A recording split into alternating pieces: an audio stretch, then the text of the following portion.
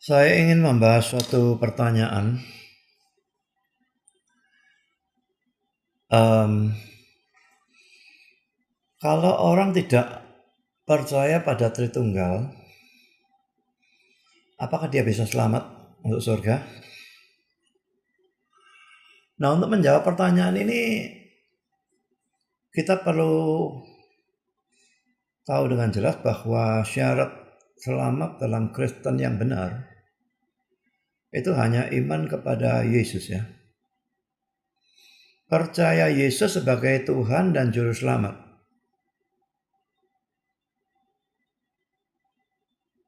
Memang kita tidak percaya selamat karena perbuatan, jadi percaya selamat karena iman. Tapi iman terhadap apa? Iman bahwa Yesus itu adalah Tuhan, dan kalau Tuhan itu pasti Allah, ya. Dan Juru Selamat, penebus. Dalam arti dia menggantikan kita, memikul hukuman kita di atas kayu salib. Nah, tapi percaya pada Yesus sebagai Tuhan atau Allah itu mutlak, ya, karena tercakup di sini. Nggak bisa orang nggak mau percaya Yesus sebagai Tuhan lalu selamat, itu saya kira tidak memungkinkan. Bahwa selamat itu hanya karena iman kepada Kristus bisa kita lihat di dalam banyak ayat. Saya akan ajak saudara melihat ayat yang sangat terkenal ini, Yohanes 3:16.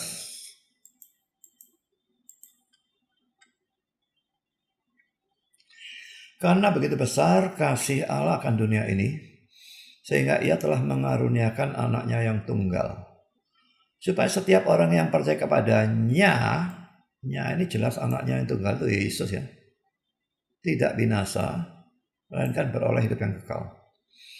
Jadi syarat selamat dari ayat ini hanya percaya kepada Yesus. Tidak ada dikatakan percaya kepada Tritunggal harus ada baru selamat, tidak ada. Kita melihat ayat selanjutnya, Kisah Rasul 16 ayat 31. Ini Paulus waktu di dalam penjara lalu terjadi gempa bumi dan sebagainya.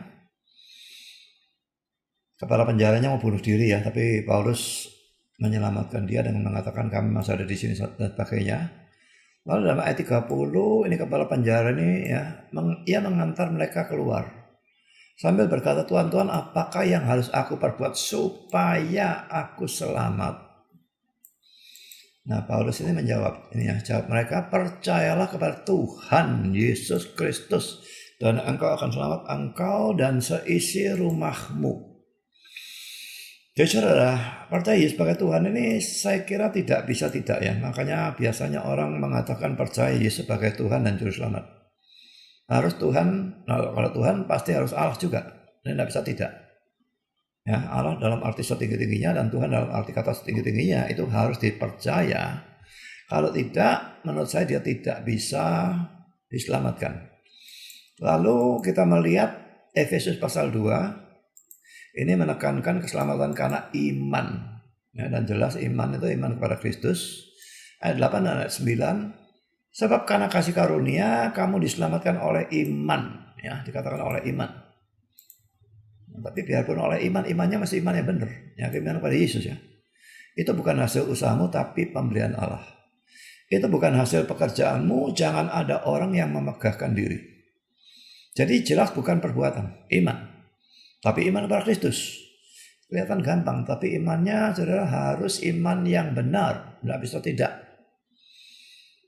Mari kita lihat lagi Roma pasal 3 ayat yang ke-24.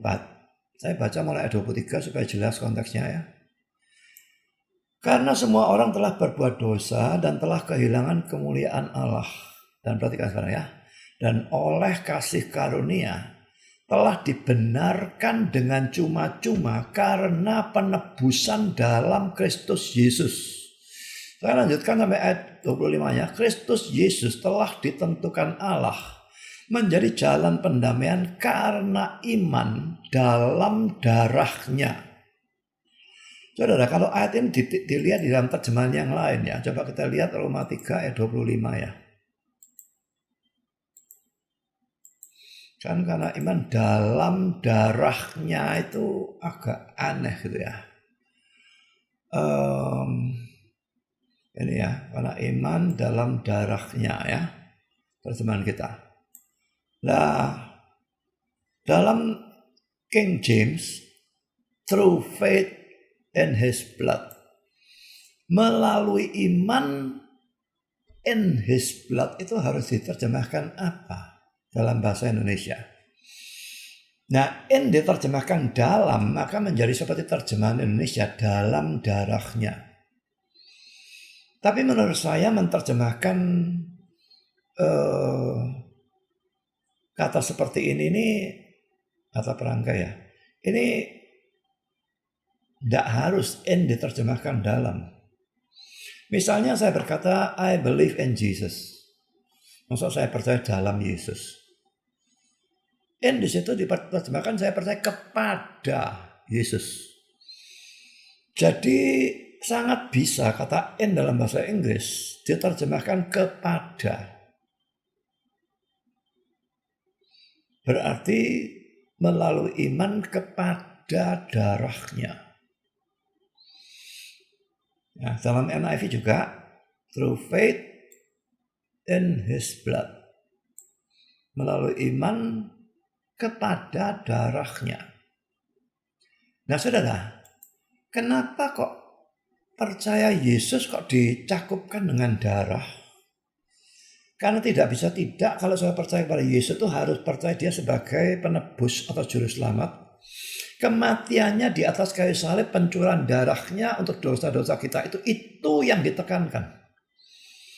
Jadi percaya kepada Yesus itu tadi sebagai Tuhan, sebagai Allah memang harus ya.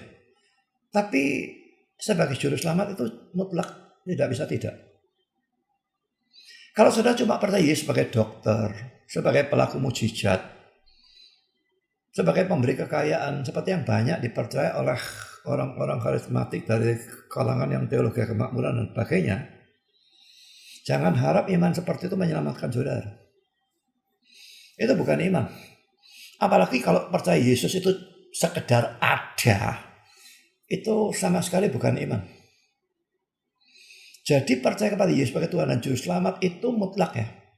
Tuhan itu Allah dalam arti setinggi-tingginya, Tuhan dalam arti kata setinggi-tingginya, dan Juru Selamat dalam arti kata dia menggantikan kita, memikul hukuman dosa kita di atas kayu salib.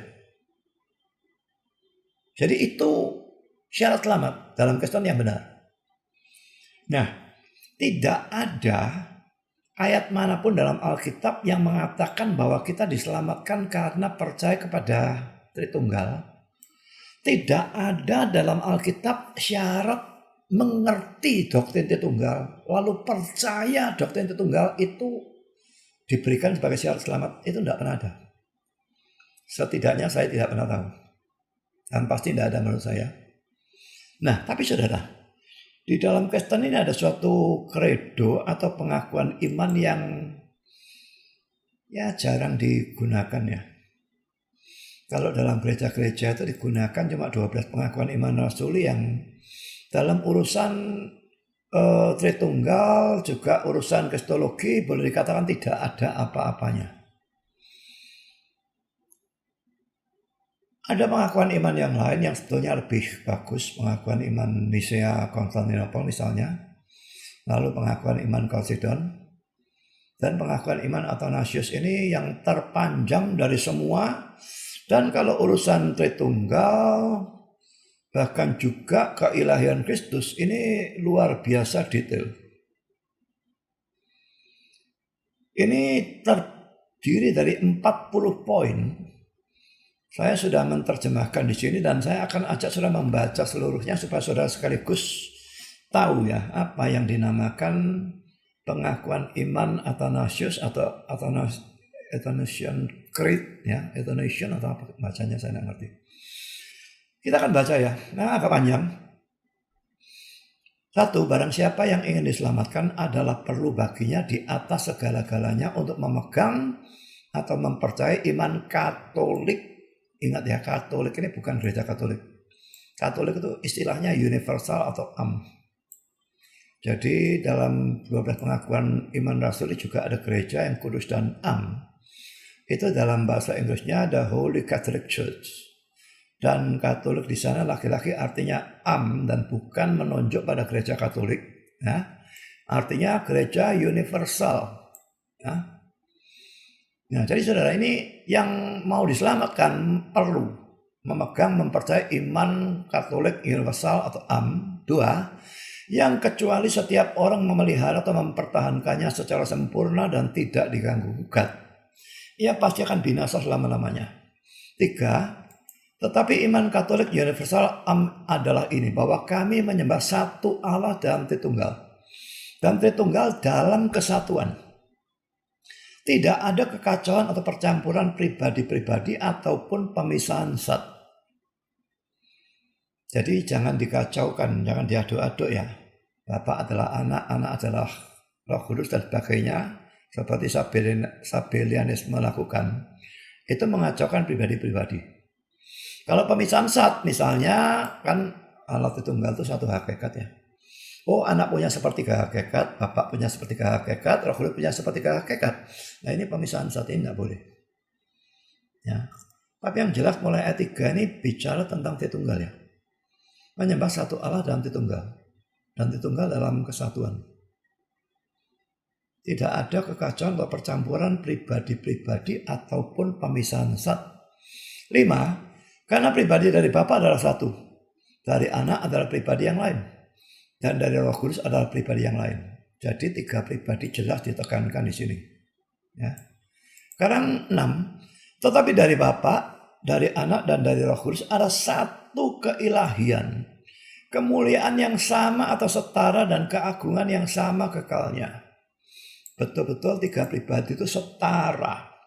Tidak boleh orang percaya Bapak lebih besar sedikit daripada anak, dan anak lebih besar sedikit daripada Roh Kudus. Tidak bisa. Itu bukan Tritunggal yang kita percayai. Sekarang kita lihat ayat 7. Apa adanya Bapak itu, demikian juga dengan anak dan juga Roh Kudus. Ini bukan berarti Bapak itu adalah anak dan anak itu adalah Roh Kudus. Bukan itu ya. Tapi maksudnya sifat-sifatnya itu sama. Jadi kalau Bapak itu kekal, anak juga kekal, Roh Kudus juga kekal. Kalau Bapa itu Maha Tahu, anak itu Maha Tahu, Roh Kudus juga Maha Tahu, dan sebagainya. Maha Kuasa, Maha Mulia, tidak diciptakan, ada dengan sendirinya. Semua berlaku untuk Bapa, anak maupun Roh Kudus. Lalu 8, Bapa tidak diciptakan, anak tidak diciptakan. Jadi di sini lalu dijabarkan sama dia ya. Roh Kudus tidak diciptakan. Ini jelas menjelaskan yang nomor 7 tadi ya. Karena ayat 9, Bapa itu Maha Besar, anak itu Maha Besar, Roh Kudus itu Maha Besar. Jadi setara dalam kebesarannya.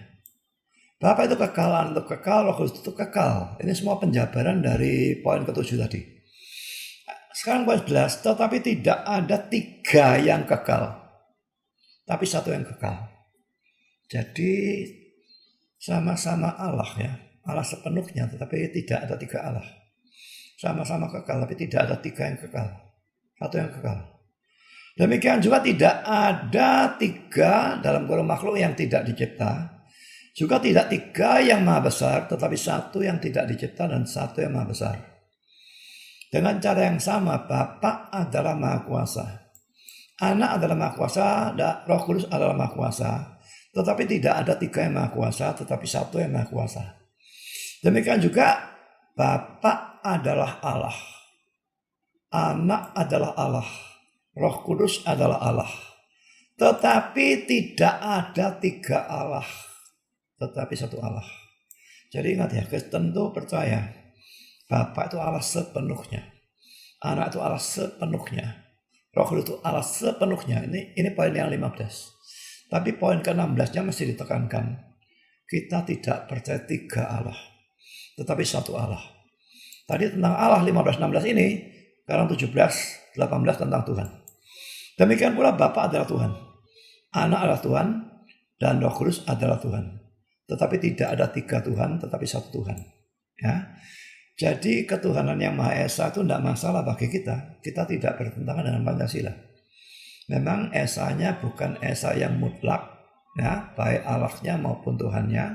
Tapi tetap kita percaya Allah yang Esa dan Tuhan yang Esa. Ayat 19 saudara. Karena sebagaimana kami didorong seperti itu oleh kebenaran Kristen untuk mengakui setiap pribadi secara terpisah atau individual, sebagai Allah dan Tuhan. Demikian pula kami dilarang oleh agama Katolik universal atau AM untuk mengatakan bahwa ada 3 Allah atau Tuhan.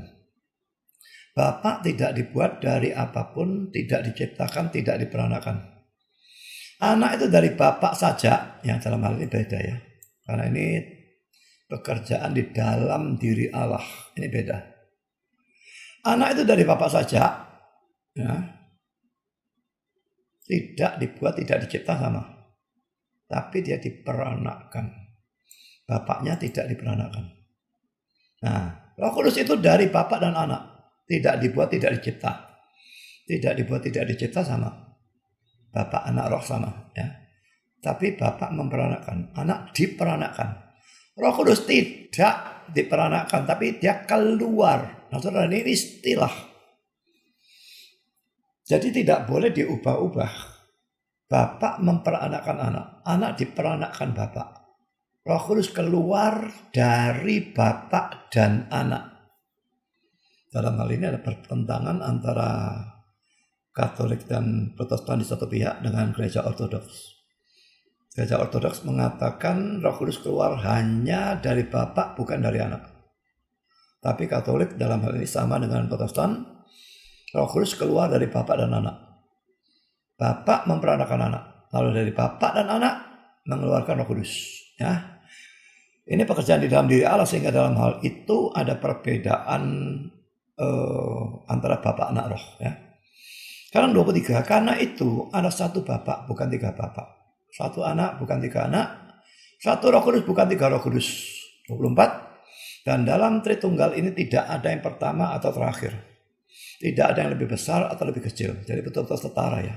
Kekalnya, umurnya, maupun kekuatannya, besarnya, mereka betul-betul setara. 25, tetapi ketiga pribadi yang sama-sama kekal dan setara di antara mereka sendiri, sehingga mereka semua secara keseluruhan seperti dikatakan di atas, baik kesatuan dalam Tritunggal maupun Tritunggal dalam kesatuan harus disembah. Dan 26, perhatikan, karena itu ia yang ingin diselamatkan harus berpikir demikian tentang Tritunggal.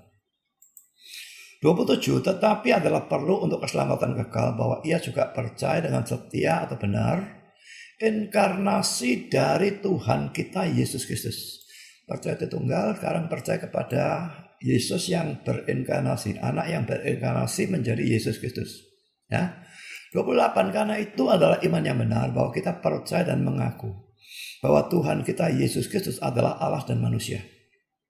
Ini memang mutlak kalau ini saya katakan, Allah dan manusia itu mutlak. Ya. Kan 29, ia adalah Allah, diperanakkan dari kekekalan, dari zat sang Bapa. Manusia dilahirkan dalam waktu dari zat ibunya. Saudara, jangan pikir hanya percaya Yesus sebagai Allah cukup. Harus percaya dia sebagai manusia. Sungguh-sungguh Allah, sungguh manusia itu harus kalau itu. Hal lain lebih tinggi dari itu mungkin tidak perlu. Tapi sungguh Allah, sungguh manusia harus. Kan 30, Allah yang sempurna, manusia yang sempurna, terdiri dari jiwa yang rasional dan daging manusia. Jadi manusianya itu punya jiwa maupun punya daging atau tubuh ya. Lalu ayat 31, poin 31, setara dengan Bapa dalam hal keilahiannya. Lebih rendah dari sang Bapa dalam hal kemanusiaannya. Jadi saudara jangan heran ada ayat-ayat menunjukkan kesetaraan Yesus dengan Bapa. Misalnya Yohanes 5:18, lalu Filipi 2 ayat berapa itu? 6 atau 7 saya lupa persisnya. Lalu ada ayat yang menunjukkan dia lebih rendah dari Bapa. Yohanes 14 ayat 28. Mari kita lihat saja ya. Yohanes 14 ayat 28.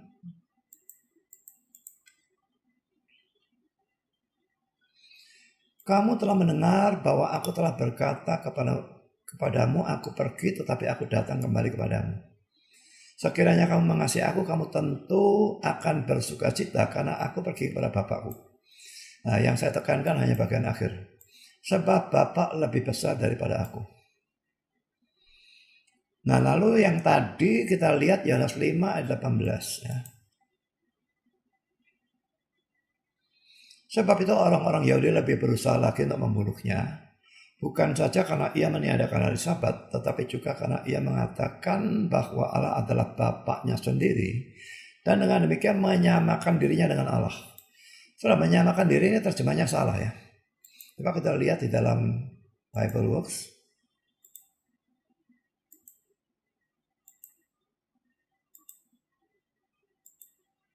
Ini menyamakan diri, tapi dalam King James, making himself equal with God.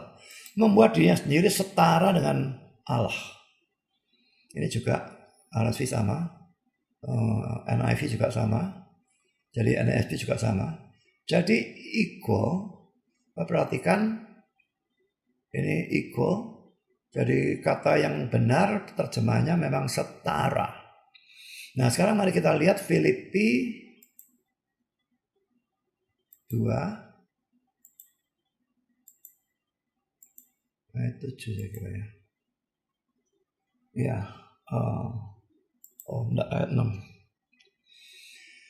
Ya, ayat 6. Yang walaupun dalam rupa Allah tidak menganggap kesetaraan dengan Allah itu sebagai milik yang harus dipertahankan. Nah, kesetaraan ini lagi-lagi dalam King James equal, dan saya perhatikan Yunani-nya sama dengan tadi Yohanes 5:18. Ya, jadi Yesus memang setara dengan Sang Bapa dalam hal keilahiannya. Jadi Yohanes 5:18 maupun Filipi 2:6 itu bicara Yesus sebagai Allah, maka dia setara. Tapi kalau dikatakan lebih rendah dari Sang Bapa, itu dalam hal kemanusiaannya.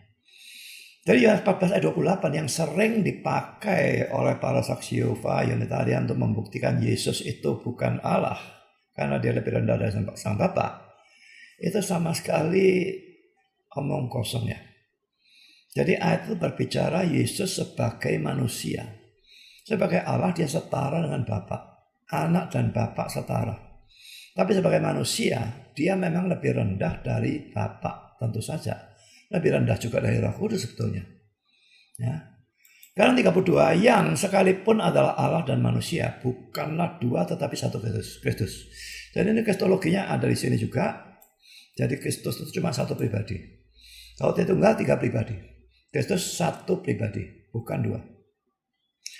33, tetapi satu bukan dari perubahan dari keilahiannya menjadi daging, tapi dari penerimaan atau pengambilan dari kemanusiaannya kepada atau ke dalam Allah. Satu sama sekali bukan karena percampuran zat, tetapi dari kesatuan pribadi. 35, karena sebagaimana jiwa yang rasional dan daging adalah satu manusia, demikian juga Allah dan manusia adalah satu Kristus. Yang menderita, nah sekarang penebusannya dibicarakan ya, untuk keselamatan kita, turun ke neraka, bukan betul-betul pergi ke neraka ya. Neraka itu perpisahan dengan Allah selamanya. Yesus turun ke neraka itu maksudnya dia ditinggalkan oleh Bapa, terpisah dari Bapa, dan itu terjadi di atas kayu salib pada saat dia berteriak, Allahku, Allahku, mengapa engkau meninggalkan aku? Ya, jadi itu turun ke neraka. Hari yang ketiga bangkit dari antara orang mati. 37, naik ke surga, duduk di sebelah kanan Allah. Jadi sampai di sini ini kira-kira mirip sekali dengan 12 pengakuan iman Rasul ya. Duduk di sebelah kanan Allah, Bapa yang Maha Kuasa, dari mana ia akan datang untuk menghakimi orang yang hidup dan yang mati. 38, pada kedatangan siapa? Kedatangan dia kedua kali ya. Semua manusia akan bangkit kembali dalam tubuhnya dan akan mempertanggungjawabkan pekerjaan atau perbuatan mereka sendiri. Ini pengadilan akhir zaman tentu saja. 39, dan mereka yang telah berbuat baik akan pergi ke dalam kehidupan yang kekal. Mereka yang telah berbuat jahat ke dalam api yang kekal. Hati-hati dengan kata-kata ini saudara ya. Karena ini salah tafsir jadi sesat. Kalau salah tafsir kita lalu mengartikan, wah ini pengakuan iman Athanasius mengajarkan keselamatan karena perbuatan baik. Saya lihat yang tadi di atas kan iman ditekankan ya. Percaya, harus percaya. Mana sekarang tahu-tahu berbuat baik itu tidak mungkin. Jadi ini memang sebetulnya harus ditafsirkan dari sudut Calvinisme. Orang itu tidak bisa berbuat baik kecuali dia sudah percaya Yesus. Kalau dia belum percaya Yesus, dia tidak ada perbuatan baik sama sekali. Karena itu mereka yang telah berbuat baik di sini, ini jelas adalah orang yang sudah percaya. Diwujudkan dengan perbuatan baik. Nah, mereka akan pergi ke dalam kehidupan kekal. Ini karena imannya. Perbuatan baik itu cuma wujudnya. Nah, sebaliknya mereka yang berbuat jahat, ini jahat semua, tidak ada baiknya. Berarti mereka tidak beriman. Maka mereka masuk neraka ke dalam api yang kekal. Lalu poin terakhir 40, inilah iman Katolik universal yang kecuali seseorang percaya dengan setia dan teguh, ia tidak bisa diselamatkan.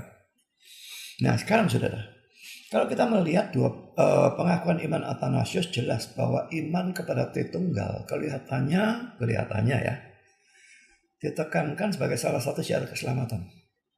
Kristologinya juga, lalu inkarnasinya, lalu Yesus manusia dan Allah dan manusia, lalu Yesus menebus dosa juga. Apakah ini harus diterima seperti itu? Saudara, saya mendapatkan pengakuan iman Athanasius ini dari buku yang ditulis oleh A.A. Hodge yang berjudul Outlines of Theology, halaman 117 sampai 118. Nah, setelah dia menuliskan pengakuan iman Athanasius ini, A.A. Hodge lalu memberikan komentar tentang pengakuan iman Athanasius ini dengan kata-kata sebagai berikut. Langsung saya berikan terjemahnya saja ya. Ini menyajikan eksposisi tertulis yang paling mengagumkan dari iman semua orang Kristen. Dan keberatan terhadapnya hanyalah karena kalimat ancaman atau kutukan yang tidak pernah boleh diberikan pada komposisi manusia manapun, khususnya tentang sesuatu yang membuat perbedaan yang sukar atau teliti seperti itu tentang persoalan yang begitu mendalam. Bagaimanapun pengakuan iman tadi ini kan komposisi manusia ya. Ini bukan Alkitab kan. Harus percaya kata-kata dari pengakuan iman ini, kalau enggak binasa. Dia tidak setuju itu. Apalagi sesuatu tuh yang membuat perbedaan yang sukar teliti tentang Tritunggal dan sebagainya. Ya.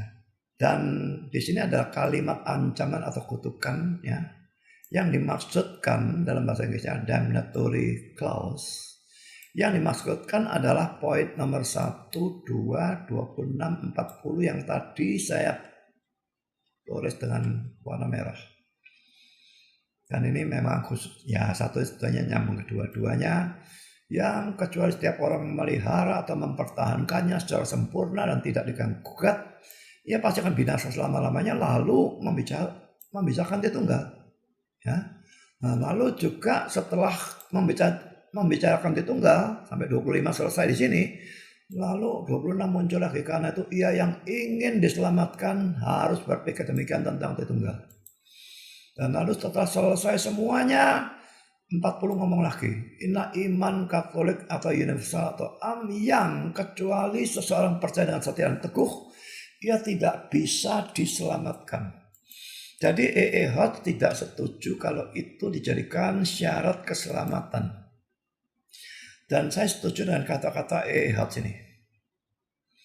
Doktrin tentang Allah Tritunggal maupun kristologi yang rumit, kalau kristologi yang sederhana, Yesus cuma Allah dan manusia, itu harus diterima.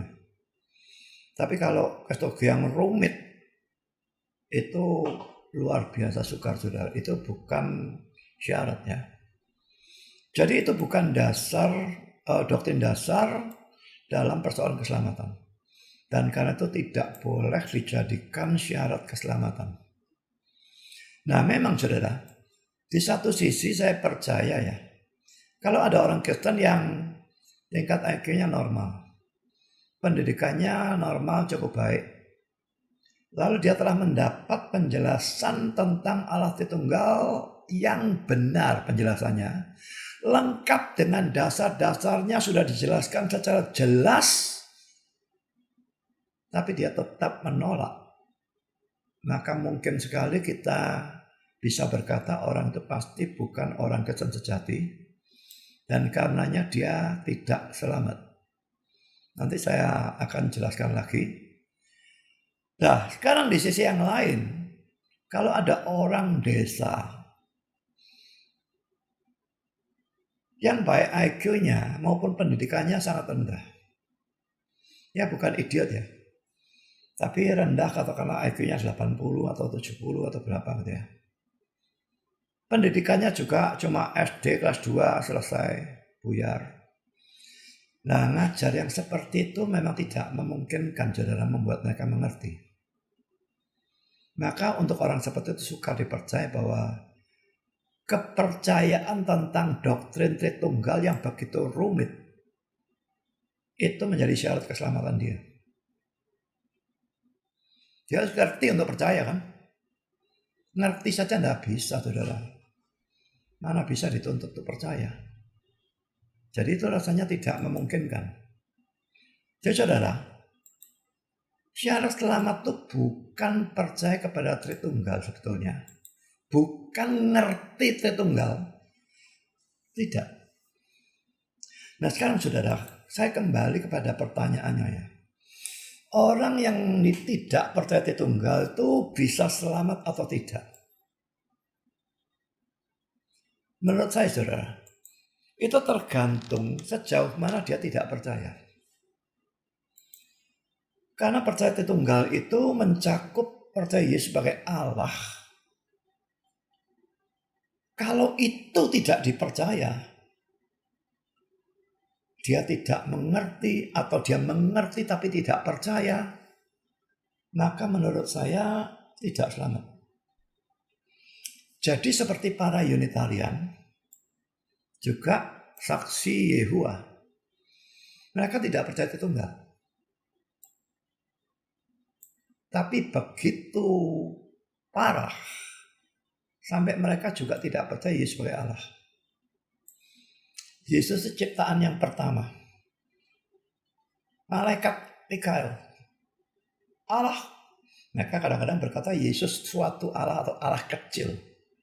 Tapi kita kan tidak percaya ada Allah besar, Allah kecil. Yang percaya Allah besar, Allah kecil itu hanya politeisme. Jadi kalau dikejar, tidak ada besar kecil. Kamu mau percaya dia Allah sepenuhnya atau bukan Allah sama sekali? Saya pernah lakukan itu dan akhirnya saksi Yehovanya mengakui bukan Allah sama sekali. Nah, kalau separah itu tidak percaya Tritunggalnya sampai dia tidak percaya sebagai Allah, maka menurut saya orang ini tidak selamat. Tapi bagaimana kalau dia tidak percaya Tritunggal dalam arti dia seorang Sabellianis?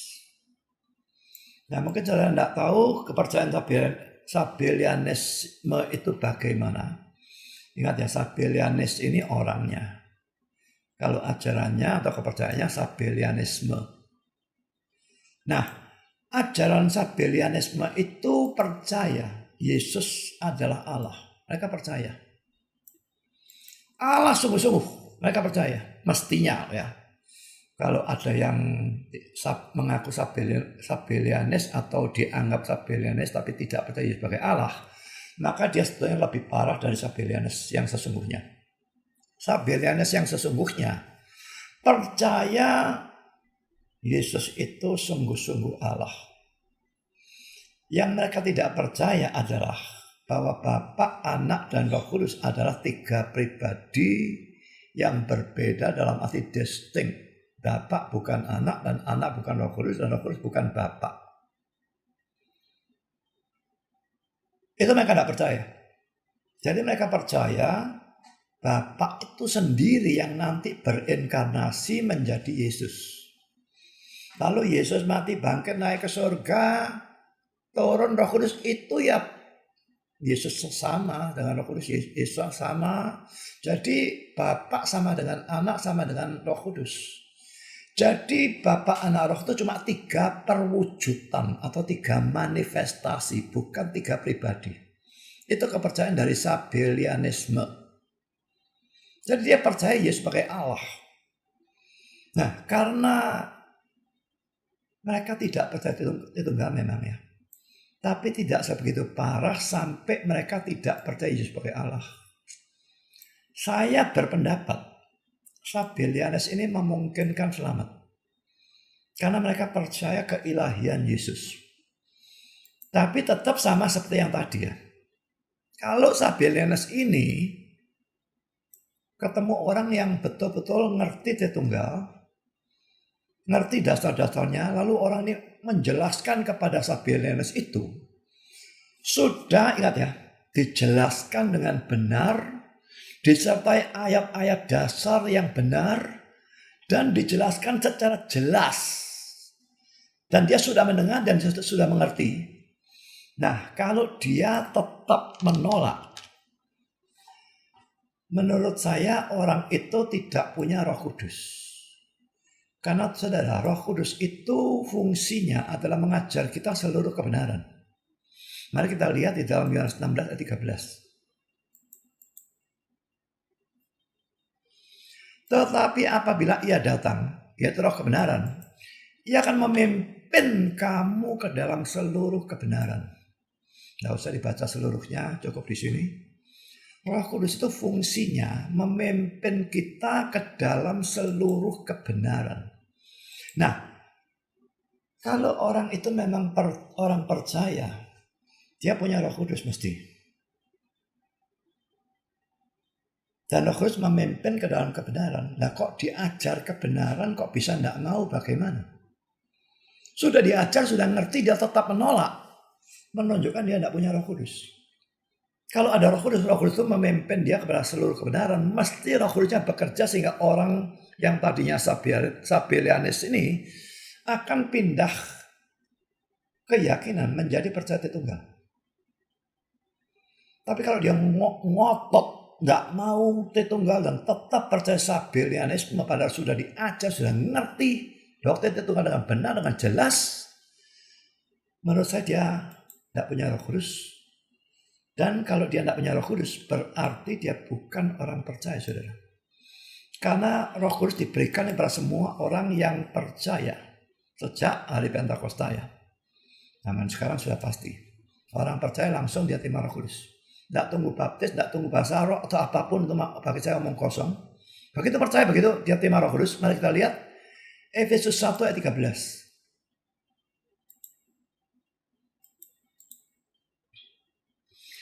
Di dalam dia, kamu juga, karena kamu telah mendengar firman kebenaran, yaitu Injil keselamatanmu. Perhatikan ini sekarang. Di dalam dia, kamu juga, ketika kamu percaya, dimeteraikan dengan Roh Kudus yang dijanjikannya itu. Dimeteraikan, diberikan sama saja ya. Dan terjadinya kapan? Ketika kamu percaya. Pada saat percaya, kita diberi Roh Kudus. Ya. Lalu kita lihat Roma 8 ayat 9. Tetapi kamu tidak hidup di dalam daging, melainkan dalam roh, jika memang roh Allah diam di dalam kamu. Tetapi jika orang tidak memiliki Roh Kristus, itu Roh Kudus juga ya, ia bukan milik Kristus. Kalau bukan milik Kristus ya bukan orang percaya, saudara. Jadi orang yang tidak punya Roh Kudus itu bukan orang percaya. Dan kalau dia bukan orang percaya, maka dia tentu saja tidak selamat. Karena syarat selamat itu percaya Yesus. Nah, sekarang mungkin orang mikir, loh kalau gitu lebih baik orang yang percaya Sabellianisme itu ya gak usah dijelaskan Tritunggal. Tidak seperti itu saya kira ya. Karena Sabellianis itu kalau saya benar ya, bahwa Sabellianis ini memungkinkan selamat. Saya percaya kalau ini benar, maka ada dua golongan Sabellianis. Ada Sabellianis yang betul-betul beriman kepada Yesus sebagai Tuhan dan Juru Selamat. Ada yang tidak. Yang tidak itu kalau dikasih penjelasan Tritunggal akan ngeyel habis-habisan. Yang sudah percaya Yesus sebagai Tuhan dan Juru Selamat, diajar Tritunggal, pasti percaya. Jadi bukan ajaran tentang Tritunggal itu lalu yang menetapkan dia selamat atau tidak selamat, bukan itu. Mereka dari awalnya sudah ada yang percaya, ada yang tidak. Kalau kita ajar doktrin Tritunggal, yang sudah percaya memang sudah selamat. Dia akan menerima doktrin Tritunggal. Tidak akan mengubah keselamatannya. Dan yang tidak percaya Yesus, diajar Tritunggal, dia tetap ngotot tidak akan mau. Dia dari tadinya memang tidak percaya, dia memang belum selamat. Dia menolak Tritunggal, membuktikan dia tidak percaya, dia tidak selamat. Tidak ada yang mengubah keselamatannya.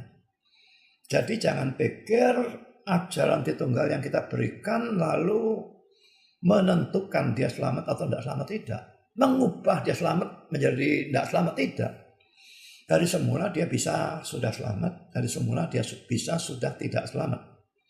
Nah, kalau dia selamat dari semula, dia punya Roh Kudus, dia pasti akan percaya. Kalau dia tidak percaya, dia tidak punya Roh Kudus, maka sudah bisa, hampir bisa dipastikan dia tidak akan mau terima Tritunggalnya. Penebusan saja tidak mau terima, mana bisa Tritunggalnya dia mau terima. Jadi itu penjelasan saya. Saya ringkas lagi kesimpulan orang yang tidak percaya Tritunggal. Tergantung tidak percaya Tritunggal sejauh apa. Kalau Unitarian, SSY, Saksi Yehova, maka tidak percaya Yesus sebagai Allah. Ini parah, dasari. Maka saya percaya mereka tidak mungkin selamat. Tapi kalau Sabellianisme, maka memungkinkan selamat karena mereka percaya Yesus Allah. Dan tahu dari mana dia itu percaya Yesus dengan sungguh-sungguh atau tidak. Aja dia Tritunggal, tapi harus benar dan jelas, lengkap dengan dasar Alkitab. Kalau dia dari semulanya sudah percaya Yesus, dia pasti akan terima. Kalau tidak, dia tidak akan terima juga. Nah, bagaimana kalau mereka termasuk golongan yang lain lagi? Nah, tergantung saudara. Ya. Golongan yang lain lagi itu percaya bagaimana? Tentang Yesus sebagai Allah dan sebagainya itu bagaimana? Selama dia percaya Yesus sebagai Allah, lalu juga percaya Yesus sebagai juru selamat, hanya doktrin Tritunggalnya kacau tapi tidak terlalu parah, maka berlaku sama seperti Sabellianisme tadi. Jadi saudara, ini pelajaran tentang apakah orang yang tidak percaya Tritunggal bisa selamat atau tidak. Secara singkat dan semoga bisa berguna untuk saudara sekalian. Tuhan memberkati saudara sekalian.